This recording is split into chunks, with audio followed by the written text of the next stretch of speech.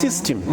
And the capitalist system, as our brother Ayo Kimathi says, is working for only one type of group of people, the extreme capitalist bourgeois of the world, who are just 0.01% and enjoying all the wealth in billions. And getting way much more than their own fathers or grandfathers. Rockefeller, the son of Rockefeller, is richer than Rockefeller himself. Exactly. Back in the days. Yes. And how are they doing this? African minerals. And so, as Pan-Africanists, if the President of the United States says he wants to land forces in Nigeria, why are we not seeing that as the next colonial move? Why are we not threatened that this is colonialism coming back? 100%. It's not even neo-colonialism now. It's direct colonialism. The old version. Direct one now. Going to Nigeria. Yes. Direct colonialism. Direct colonialism is back.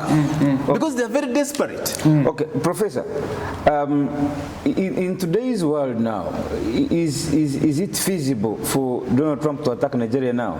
Because I was talking to some Nigerians. You have to speak. Yes. Very good. Let me moderate, my brother. Keep quiet, keep quiet. You will come and talk. I will give you a time, you will speak. Don't worry. Organize your minutes, you will speak. The question goes to Professor. In these material times, is it possible that America can really attack Nigeria?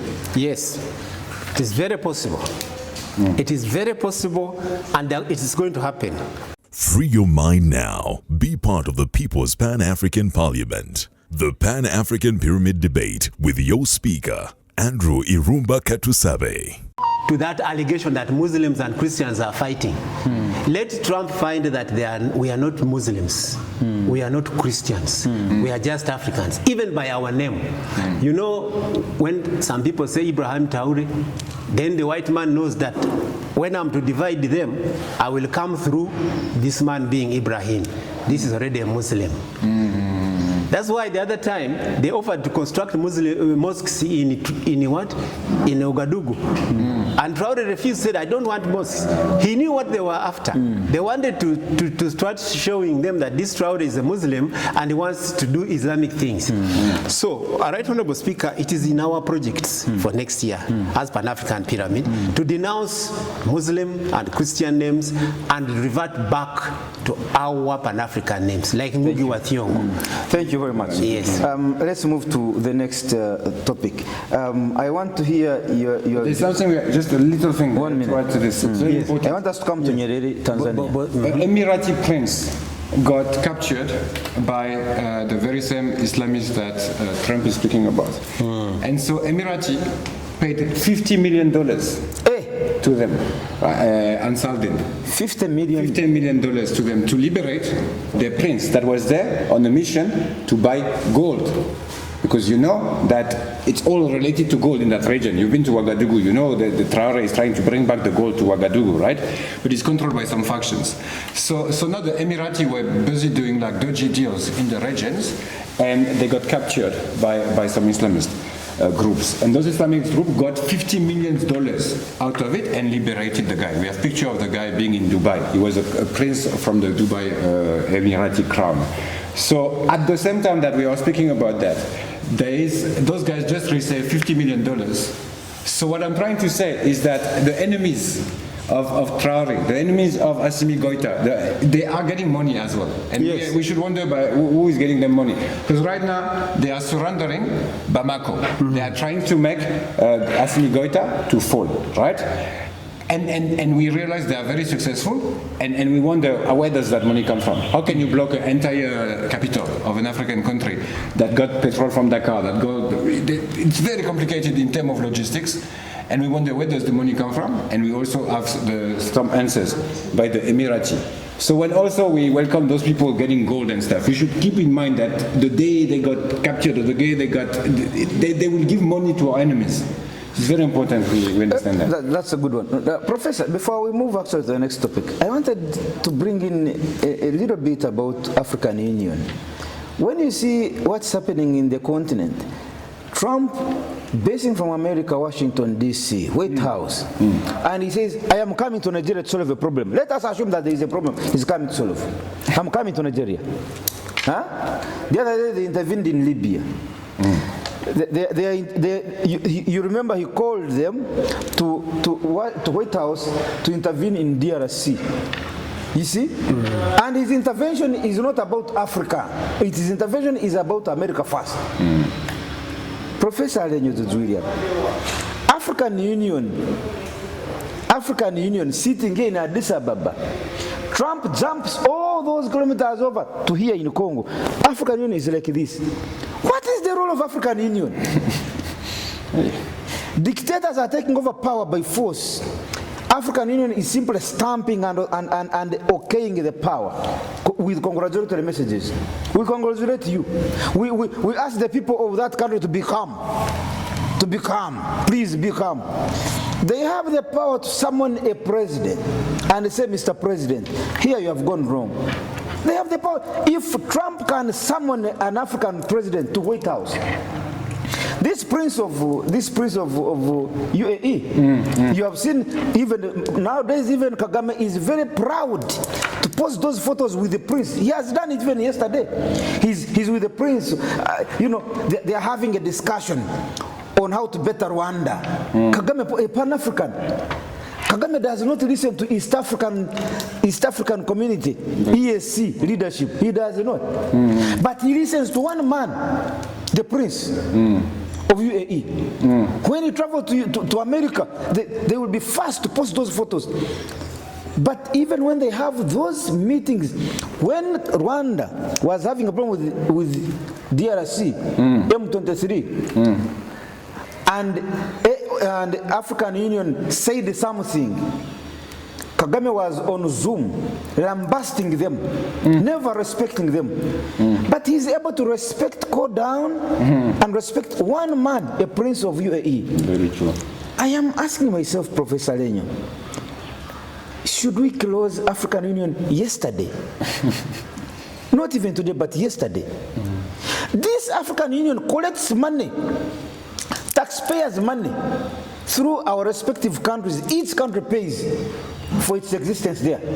But after collecting from the 54 countries, they again collect money from the Western world. Yes. But at the end of the day, it is Western world interests that they take at the helm of their leadership, not our interests. Yet, African Union was institutionalized there to take care of our interests.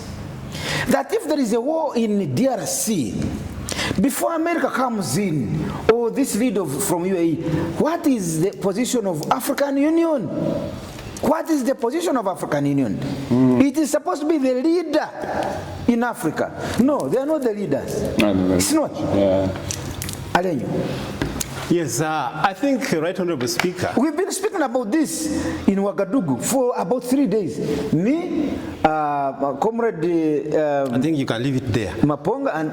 Your people, your people. Let me leave it. I know, your Right Honorable Speaker, you are speaking to very powerful people in Ouagadougou. Maybe, because the second topic we were supposed to face was on the issue of Tanzania. Yeah, Tanzania. Maybe, can I link the two? Yes.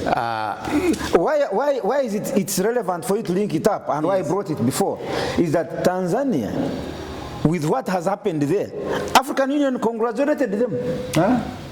Can you imagine? They are not bothered about what the majority of Tanzanians are going through. No.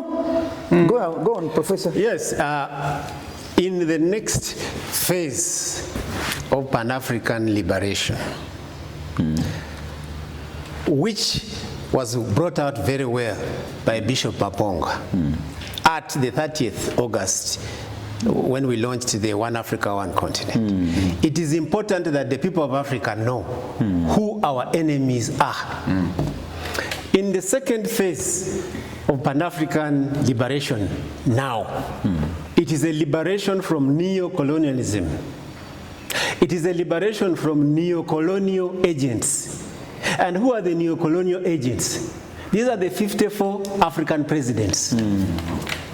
So, in this next phase of African liberation, the enemies of Africa are the 54 heads of state. The enemies of Africa. These are the enemies of Africa in this next stage of Pan-African liberation. I hear you. The African Union is the club of the dictators of Africa. African Union is the club of the dictators of Africa. And these dictators of Africa are the neo-colonial agents. In 1960s, our forefathers fought independence to chase away the white person from Africans' offices and give us independence. But when the white people left, Kwame Nkrumah said, the enemy has metamorphosed into a more deadly form. The colonial agents left neo-colonial agents. Very deadly. More deadly than the governors. Because the enemy was now our own brothers. The liberation war in Swahili was Muzungu aende, Muafrika apate uhuru. That's what the Kenyans were dying for. The white man should leave so that the African... Mau means that. Muzungu aende Ulaya. Muzungu aende Ulaya. That Muzungu is M, aende E, Ulaya. And then again Muafrika M, apate uhuru. That was the beginning of meaning of Mau. The white man should go back to Europe, yes, so that the African can attain his independence. Yes, that's what it means. Yes, but the wars of the 60s were very easy. That's why you find people like Leopold Senghor signing a poem. It was about skin color. White man go, black man remain. The presumption was that the white man was an enemy and the black man a friend. But in the neo-colonial era, the capitalists became wise. They went through the black skin. They went through the black skin. They now appointed neo-colonial presidents as their agents. Black skin. Mobutu, Sese Seko, Kuku Wazabanga. The cock among cocks. They gave him residence in Switzerland, bank accounts in France. So Mobutu was a key neo-colonial agent. There is a video I'm going to share with you, which is on WhatsApp. In the video, it says very clearly that all African dictators, they have a certain secret force in Africa. And they have to have a telephone number of that secret force. And it is that secret force which worked on the Africans in Tanzania. See, there's a video. Yes, he's going to comment. So, what are you are saying? What do we do with African Union? Yes. What is African Union? What is it? What is it? It's a club of dictators. Because in 1963, our forefathers, Nkrumah sat, they said, we must have an African Union where we should surrender our citizenship. We have one president. And only Nkrumah and Obote agreed to that idea. But the African Union, where we have 54 presidents who have chopped up Africa, and they are complying with the Berlin Conference of 1884-85. These are neo-colonialists. They are not African liberators. Those are part of the neo-colonial institutions that were created, as you said, by African neo-colonial agent. And it's very interesting. We spoke about that before, so we're not going to bring that back. But it was Monrovia versus Casablanca. Yes, they were a solution, right? But the neo-colonial agent won, rather than Kwame Nkrumah. But I want to ask questions also to you speakers, because you tell us about African Union. Me, I want to know, where was African Union when Radziwiłł, president of DJ/president of Madagascar, became French? Did they say anything about that? Did they say anything about one of them becoming French? No. When was the African Union saying when gendarme, policemen, French policemen are called gendarme of French police become president of Guinea? Colonel Doumbouya, where were they? What did they have to say? When was African Union? When Blaise Compaoré killed Sankara? What did they say? What did they say? So African Union is like ECOWAS. It's one of those institutions that were set in the 60s in order to keep the African resources within the bloc of the West. At the time, the neo-colonialist power, like America, or colonialist power, like Britain and France. In order to organize this transition, they needed some solid institutions. And so they provide those solid institutions, as you said, that become a club of dictators. So definitely African Union has not protected the Africans, that's for sure. It has protected a class of foreign dictators that have dual nationality and that usually works in the interest of the foreign powers rather than the people. And one point of information, Right Honorable Speaker, they have put it in their laws, Pan-African African Union laws, that every coup against an African president is illegal. And the country which allows a coup against an African dictator will be expelled from AU. From AU. That is a defense That's mechanism. the first thing they did with Madagascar. Yes. They were quiet when Madagascar, when Malagasy, you call them, they are called Malagasy. Malagasy. When they are fighting for their rights. Now, when they got their rights through another leader, they said, we are removing you. Exactly. But why don't you come to them when they are having problems? Yes, why don't you rescue the problem? Why don't you rescue the problem? That brings my... They wait, you fight. When you fight and get the solution, they say, no, we don't like that solution. Yes. In fact, we are removing you from the... Now, what do you want? Right Honorable Speaker, that's why there is now a move in Africa, and I associate with this, I must apologize. There is a move in Africa that says democracy is expired. We don't want democracy. We now want military government, as long as it can work. We don't now actually democracy is dictatorship. Democracy is now actually dictatorship because of the way they are doing it. So we now prefer an African president who comes militarily and does good for his people, like in Traore. He has come military means. He has been expelled from West African Union, ECOWAS, because he came militarily. Even I think African Union expelled him. But for us, we are now saying leadership is not about democracy. It's about righteousness and doing well for your people. If you can do well for your people, it doesn't matter how you come to power. Definitely. We have a president who has ruled for 39 years in Uganda. This man did not come to power democratically. He shot his way through power. The first things he did were very good, although he's getting spoiled and he has become spoiled. But his origin was not democratic, but he has served us. He served very well. The first 10 years of Uganda was magic, very pure magic, good. President was good. But who spoiled him? Who has spoiled our president now? Neo-colonialists. Why is President Museveni fighting in Somalia, fighting African brothers? Because these are rebels. Because the Western world has told him that these are terrorists. How? South Africa, they used to tell us that the ANC, they were terrorists.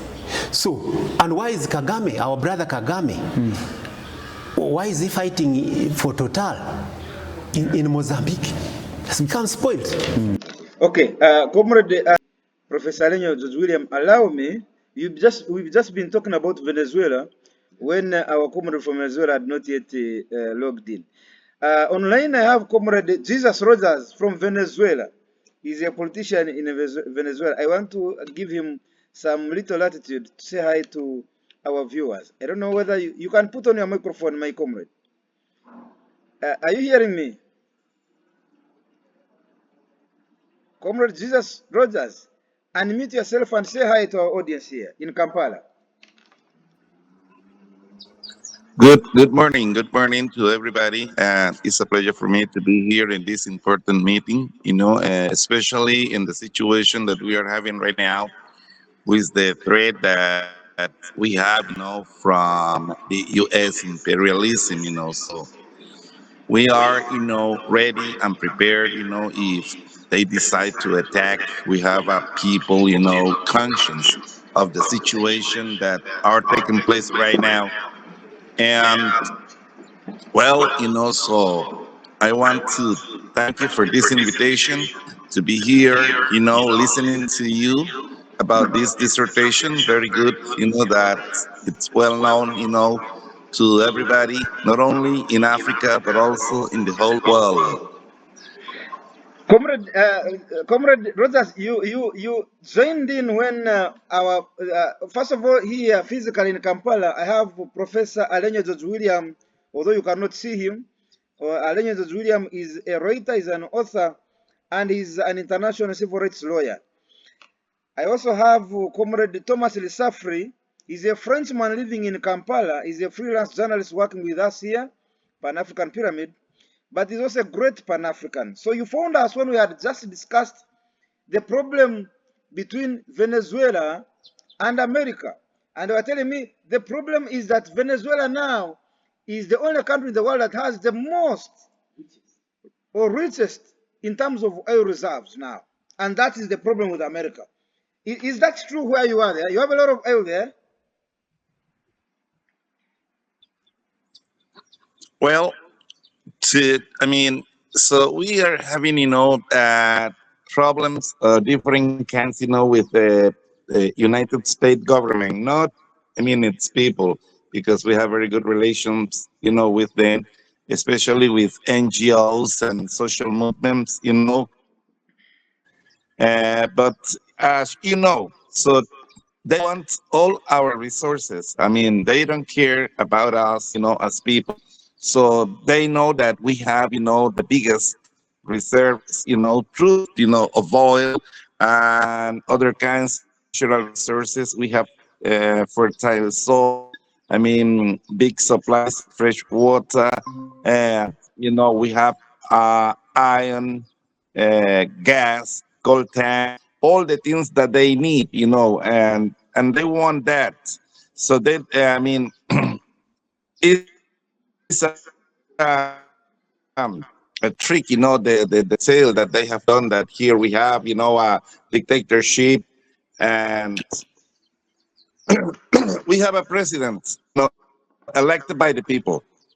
We have a democracy here, a really democracy here, when people, make their own decisions, so, we are completely free. If you want, you can come anytime you want, and you see what is happening here. I'm jumping so that's what the next 1 month. I had been telling you. I've been to Ouagadougou. The next country is Venezuela. I think either late December or early January, we'll be in Venezuela with you. Professor Alenyo, what do you see Tanzania shifting to when you look at what Nyerere was fighting for in regards to, and the other issue is that most African women, we are fighting to be in power so that they correct things. Yeah. So when one African leader, a woman, female takes power, then it's like the entire African women take pride in that and say, I think we are the people who can change this. But we've seen that in Tanzania, men have been in charge and they have pretty well done well. And now when they give a woman some little latitude to lead, I think every sane Pan-African is seeing that the democracy in Tanzania is going down the drain, not upwards. Yes. And I want to hear from Professor Alenyo. I would like to say that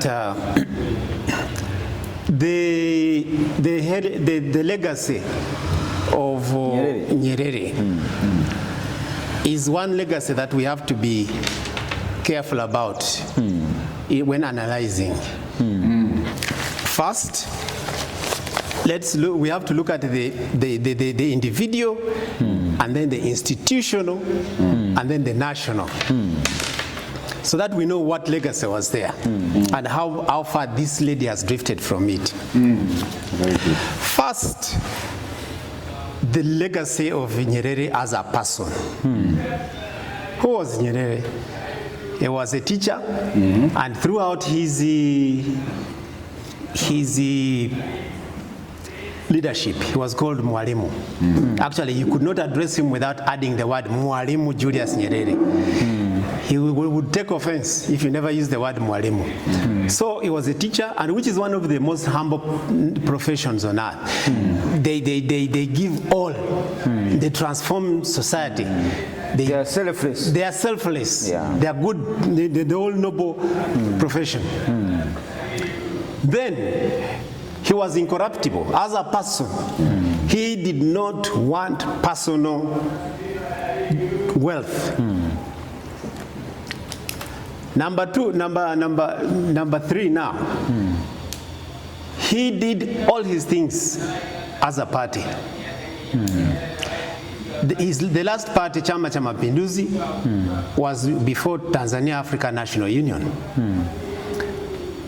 His legacy as a political party, the political parties he led, is intact.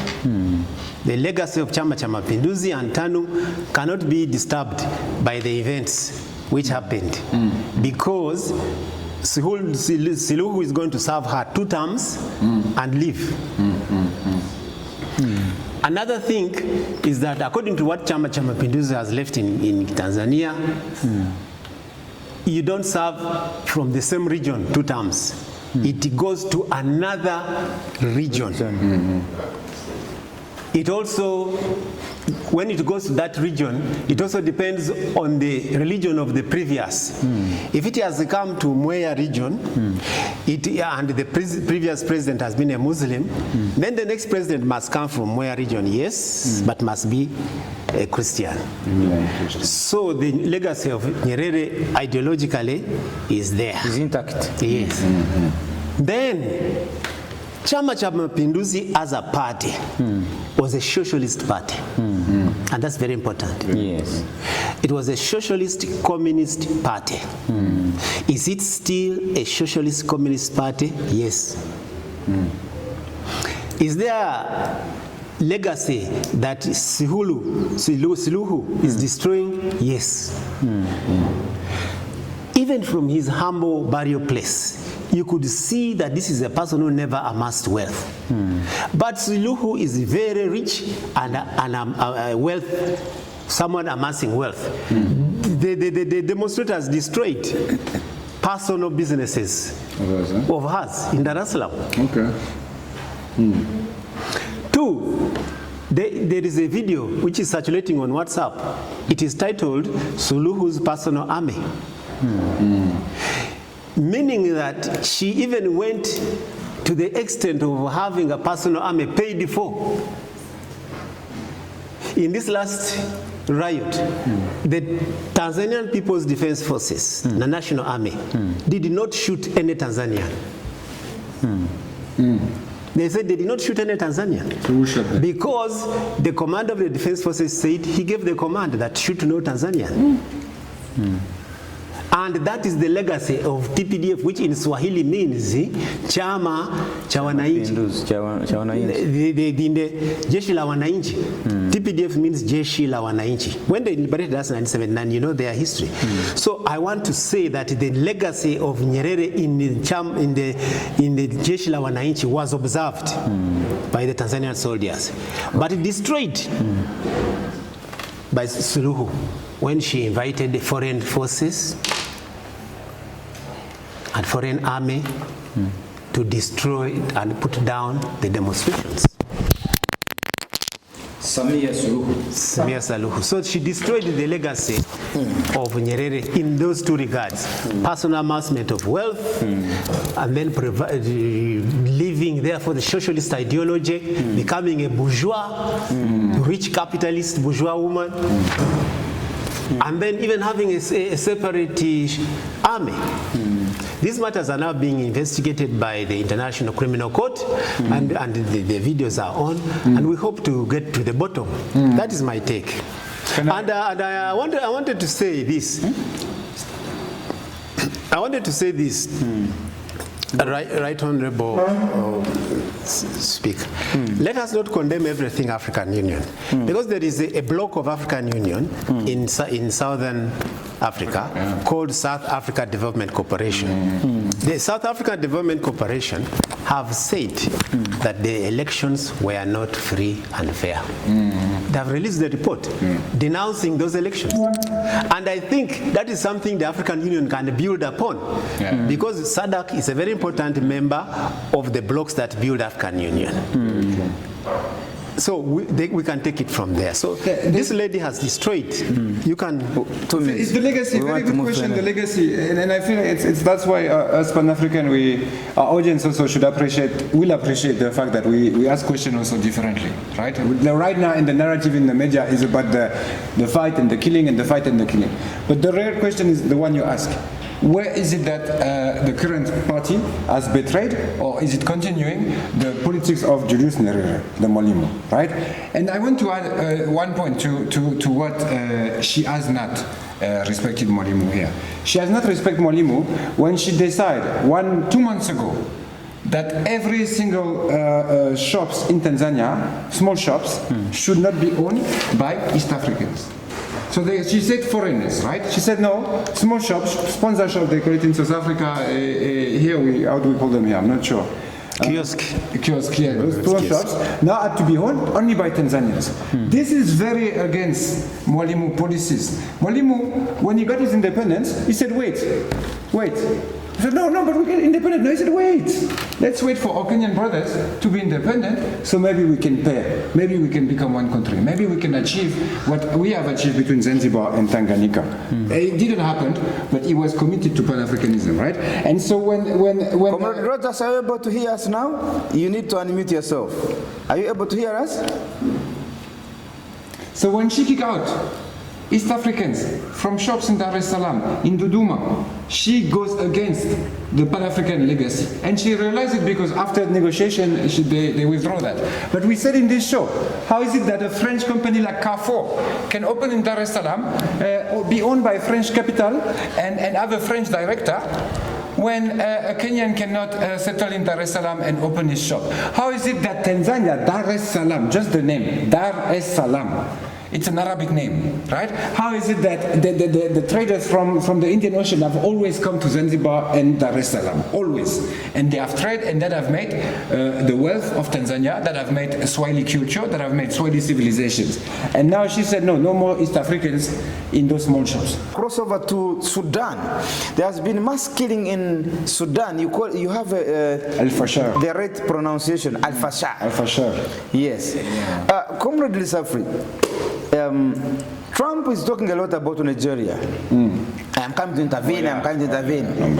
But Sudan is one country that people have been dying in hundreds. And Trump is not about to say anything about it. We are not talking about his military intervention, but why is it not getting the international attention like Nigeria and other countries are getting? And why is Sudan not getting enough attention in what's happening? Yeah, very important. So it's a very short question. I will begin with you, Comrade Lisa. I want to answer it with one word, and I might get emotional here because no, calm down. The same problem. No, it's always the same problem. The problem comes to justice. Justice. The people that have killed thousands right now in Al-Fashar, there has been more killing in Sudan over the war that there have been Gazawit being killed by Israeli, right? There has been 3 times more civilians that died of Sudan than those that died in Ukraine or that died in Palestine. But we don't speak about them. Why is it that there is possibilities of genocide happening right now in Sudan? Why? Because there has been no justice against the Janjaweed. The problem of Sudan is a long-term problem. It's not a new problem. We cannot sort it out in 3 minutes, but we can explain that it is a regional problem. So it's a problem. The Sahara, for instance, are both in Chad and Sudan. The west of Sudan has been through many wars. And all the time, what's happening is that we make a peace deal, and then half of the people integrate the army, and then they become militia, and then they are sent all around the world in Emiratis, they are sent in Iraq, they are sent in different places, and now, when they come back to Sudan, they do the very same thing. So criminals have not been brought to justice in 2007, 2009, where they were already killing Sudanese. They were some sort of fake peace deal made, right? And so those criminals were sent all around the world to do criminal activities, and now that the war has restarted, they are coming and they try to recontrol what they used to control. But this is all because at the first point, we didn't bring justice. There were no justice. So to sort out such things, it is the criminal that killed in Al-Fashar are those that used to kill in Darfur. They are called the Janjaweed. We know them very much because Emeti is recruiting a lot of them. People are of the RSF, they are from that side, that side of Sudan, right? And now they control El Fasher, and when they arrive in El Fasher, they killed thousands of people. And those were the very same killers that those of 2009 and 2007. So my short answer will be justice, bring justice. When there is killing in Tanzania, whatever the president remain or not, bring justice. Because those criminals will continue to kill Africans. They will continue to kill Africans, not foreigners. Professor Alenyo William, then I come online to Mr. Rogers. Yeah, always there will be wars. But every war has got an economic interest. Every war we see on earth, a certain group of people want to control the economy of that country. To me, Sudan is not a nation, and I've never recognized Sudan as a nation in my heart. Sudan is just a product of the British mismanagement of the native populations of Africa. They just drew up lines in Africa and made fake countries that cannot stand. There is a tribe where they put their line in the middle. The tribe is halfway in Chad, halfway in Sudan. They put a line across certain tribes which are in South Sudan. They are in, you see, and South Sudan does not have the resources to survive as a nation. The oil was in South Sudan. So the biggest export of Sudan is the military fighting men. That is the biggest export, and it is in millions of dollars. This Janjaweed, they are the ones who fought in Yemen. Yes. And that is why Bashir was overthrown, because he had just become a trader of men. Get 1 million black South Sudanese, take them to fight, get the money. When Bashir was overthrown, did you see that the war in Yemen took another turn? Immediately he was overthrown because the fighting men were from Sudan. Right now, Dagalo, having been trained by the international mafia, the capitalists, he fought in Yemen, paid by the Saudi government, because the Houthi rebels whom they were fighting were threatening Riyadh. And what is the people control this world who bring war for financial gain? These are imperialists. They are capitalists. I don't want to go to controversial by naming them, but they are there. I could name one country. They are the ones who train these soldiers. They get money from Saudi Arabia. We have a militia who can control the Houthi for you. And then the Houthi are given some missiles. And they use those missiles to directly throw a bomb in Mecca. Who gives this weapon?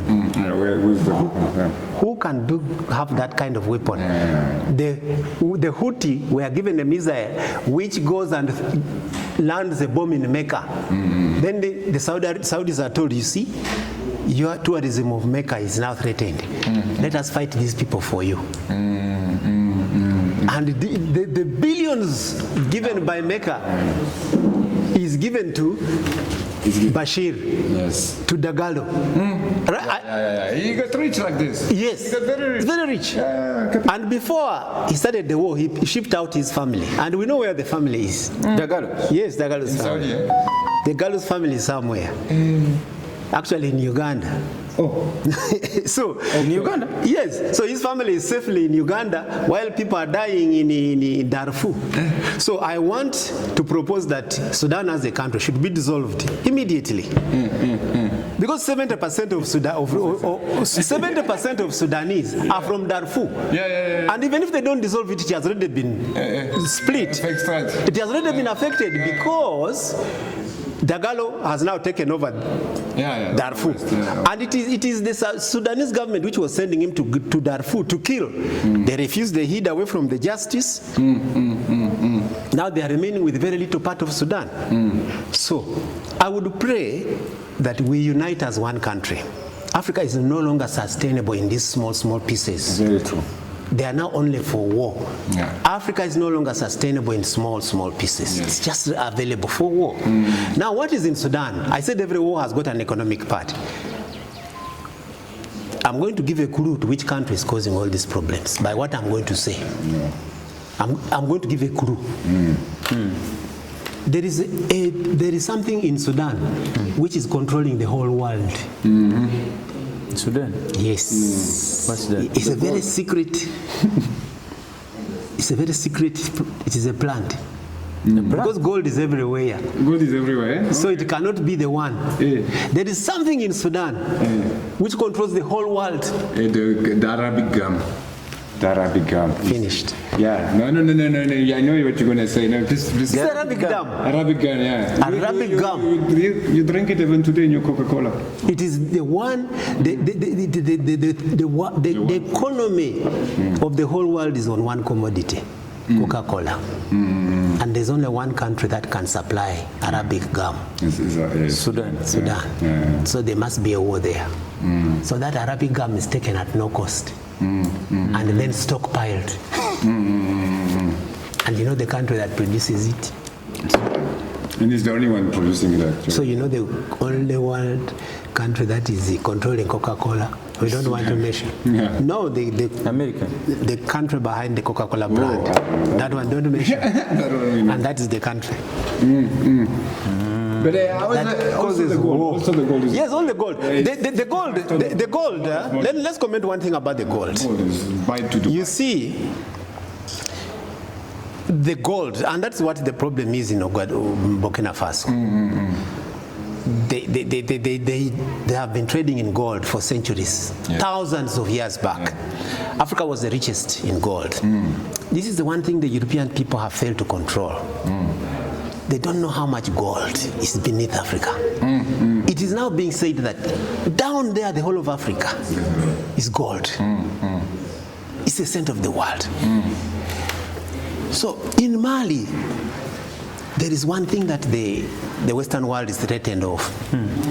The day Mali, Burkina Faso or Niger purify the gold and make it a coin, official coin, like you went to Ouagadougou, you just come back with your gold. When it's $1, it's a coin. It will be valid whether you are in Burkina Faso or any part, because it will be pure gold. It will have this insignia, Bank of Burkina Faso, but wherever you put it, you melt it, it's pure gold. You are as rich as you are. Okay. Just one thing about that, because that's what the colonialists did. Yes. So if you remember, in South Africa, there were two groups of white people. One was the Boer, the Afrikaners, the other one was the British. And so when the British threatened the Boer, that's exactly what they did in order to resist. And they maintained the resistance for 20 years. In order to resist, they created those coins full of gold that were called the Kruger coins. Kruger coins. Until today, those Kruger coins are very valuable. In 2025, if you have a Kruger coin, you're very rich because it's pure gold. Yes, this back up your economy. So that's also what Gaddafi wanted to do. Yes. So what Gaddafi wanted to do. But both the white that fighted imperialism or wanted their own imperialism and fighted the British, they did that strategy. Gaddafi did that strategy. So definitely the next guy that is going to come and say, no, let's do this, is going to threaten the world economy. And that's Traore. Okay, guys, let's end up with my trip to Ouagadougou. Please. There is an organization called ADI, African Diaspora Development Institute, ADI, African Diaspora Development Institute, ADI. It is an organization headed by Dr. Arkana Chihombori from Zimbabwe. Now, this organization, together with the Traore, are working on modalities of settling over 70,000 diasporans of African origin. You know? I was there myself, Professor Alenyo. I witnessed the documentation, the paperwork. They bring the passport size photo. The Minister of Foreign Affairs, Internal Affairs are working on their paperwork documentation, taking their names. Some of them even are adopting African names. You know, when they go there, they are baptized with their just like what we are. Just like what we are trying to do here, Professor. When we say let's pick a day, we denounce all these English names. Ouagadougou is already adopting, some of the people coming in, those diasporans are adopting Burkinabe names. But you guys have done it. And they are, let me finish. The problem is you interject. they are integrating them into the society, some of them being accepted to adopt indigenous names from Burkina Faso and other African names. They are being allowed to change names from their passports and birthday and so on to adopt new names. This is an activity that has so far taken 3 weeks. I was there, I witnessed it. It's not a hearsay, I saw it. People from the Caribbean, Jamaica, Kingston, Jamaica. I have some friends right now from Jamaica. Actually, I'm going to Jamaica next year. Yeah. Next year I'm going to Jamaica. They are willing to host me and they speak Pan-Africans from the, I think we have more Pan-African on the other side, even than some of our parts in Uganda, in Africa here. People are so much into Pan-Africanism. So this is something that we need to look at, Professor, because when you look at Ouagadougou, it's about humanity.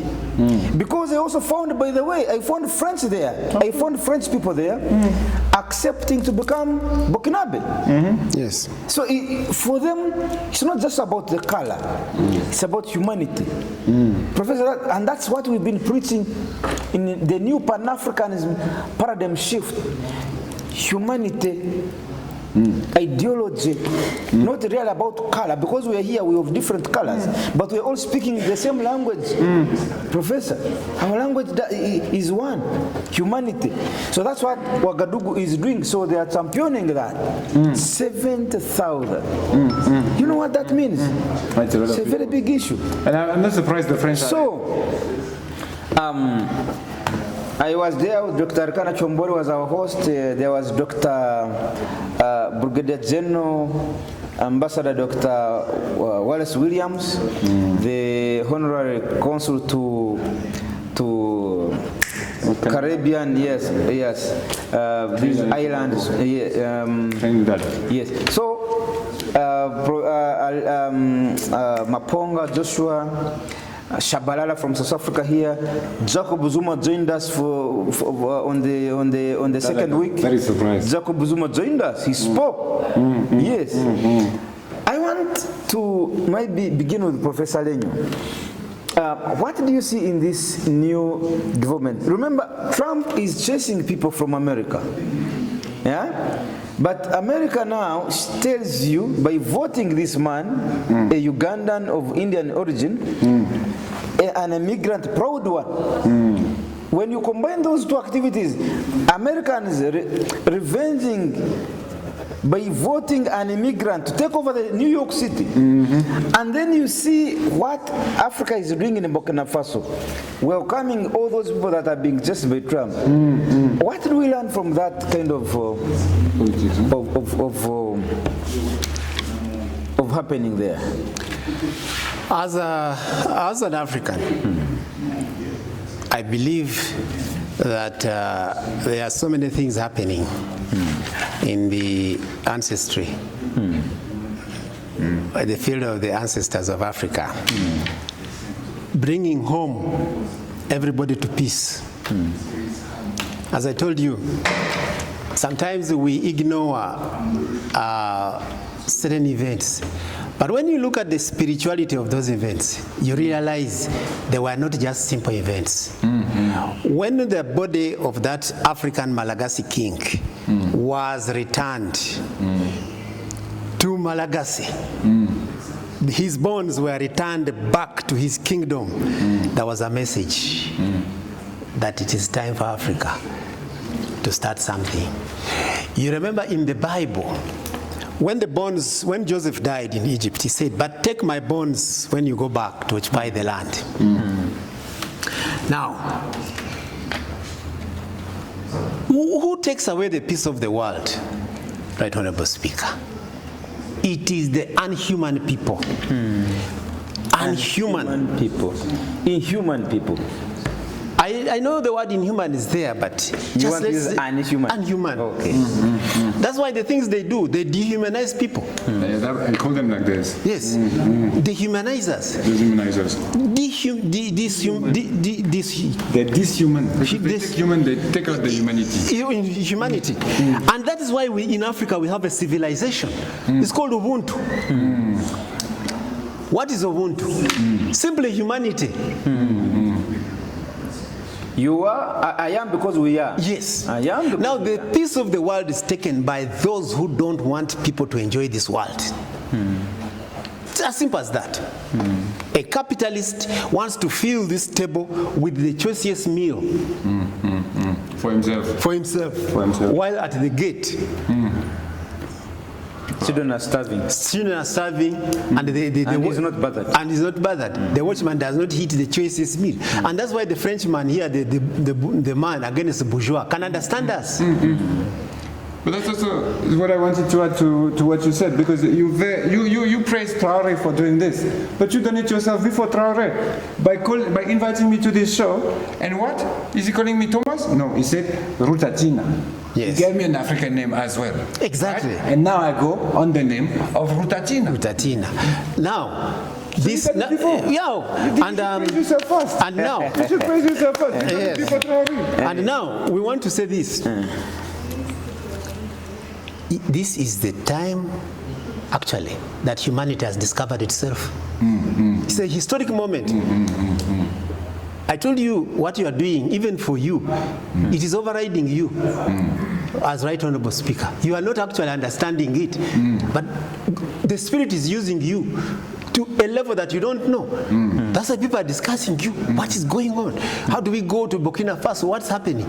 Everything happening on the continent here is going to surprise people. By the way, as Uganda, we missed our chance. By the way, I want to go on record. It was President Museveni who was chosen on the African continent to lead Africa.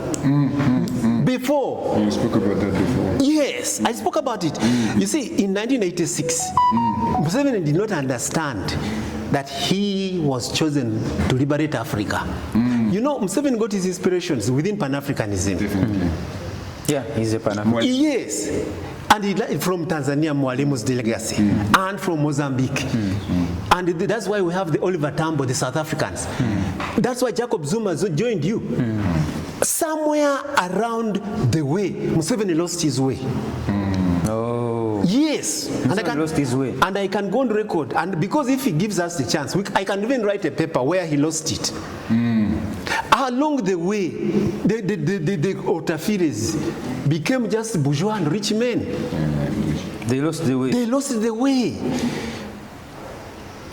But God does not lose his anointed. President Museveni is still anointed. He's still anointed to lead Africa.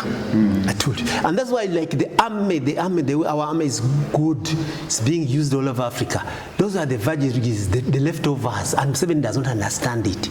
And that's why I wanted to even ask on this thing. Right Honorable Speaker, the elections are on, but we owe it as a duty to call a Pan-African conference to endorse the president's presidential elections. To give a Pan-African agenda. We owe it as a duty to Pan-Africanism to say what is the agenda. Pan-African agenda. Yes, please organize a function and we come. Because if we don't, he's going to get lost more. You look at what's happening now in Tanzania. The lady wants to bury her shame by evicting Africans from Tanzania. There is a long list. No African in the shops. No. Every non-Tanzanian must leave. No. Nyerere did not chase away any African. No. Nyerere is chasing every African. Yet we are pursuing Pan-Africanism. Now, back to my point. This is a time not only for Africa. This is a time for humanity. This is the time for Ubuntu. Everywhere. Actually, that's why I believe that I think Jesus is about to return, because everywhere human beings are now going to Ubuntu, being human. People are tired of being unhuman. People are tired of being inhuman. Why is it beginning in Africa? Because, Right Honorable Speaker, Humanity began from Africa. humanity began from Africa, Egypt here, the Kemets. Of course. and humans are coming back to Africa. That is why when you went there, you found that Americans are coming back to their roots. Very true. White people will come back to Africa. Chinese will come back to Africa and do proper human business, settle here. There is no reason why these Wazungu are burning themselves in winter. Why are you burning yourselves in winter? That is not a place for human beings to live. Come to Africa and live. Very true. Very true. But they should live on African That's also my point. ideologies. Yes. Ubuntu. Ubuntu. Yeah. You come here and live as a You person. made your point, Professor. Thank you very much. Thank you, Lisa, for 2 minutes, please. We're closing down. No, I want to finish with that point. Very key points. For him, he already came back. For him, he's already here. Understand, of course. You know, his job is to interest those We are other giving guys. you land. People, That you know you are joking. And We are he's giving you an living- acre of land. This is the land as well. That's what I've been saying. You have an acre of land. It's better. I want to take you to Toro. Yes. He wants to take you to his place. No, we can't. Anywhere. Me, I'm taking you to Toro. Give him an acre of land. No, because at the point, he clarified everything. Ubuntu is against dehumanization, which is also why he was so strong against colonialism, because colonialism was a dehumanization. And now some people, some African agent of neocolonialism, they take that dehumanization. They dehumanize their own brothers, and they feel good about it. No, because when you dehumanize someone, you dehumanize yourself. And the settlers have learned it. The settlers get all wild and crazy. The Algerian settlers, the Kenyan settlers, those white people that came back to France, they came back crazy, because they dehumanized people for so long that they dehumanized themselves in the process. So now we are not surprised that those people that are there also try to come back with a more Ubuntu agenda, because being dehumanized yourself is not nice. It is not nice. And humanity was here, and humanity is here, and the soul of humanity remains and will always be here. Thank you very much. Comrades online and comrades physical here, Professor Alenyo William, I would like to thank you so much for being part of this debate, physical here in Kampala. And comrade, our new friend now, Lisafri Thomas Mutatina. Yes. Your name is Mutatina. Mutatina. not Mutatina. Okay. He who fears nothing. Yeah, Mutatina makes it, everybody will understand. Mutatina. Mutatina. Mutatina, Rutatina, all the same. Thank you so much, our audience online, and thank you so much, our partner, media partners, NBS Television, The Spy Uganda, Detective Eugene. My name is Andy Rumba Katusave, your speaker.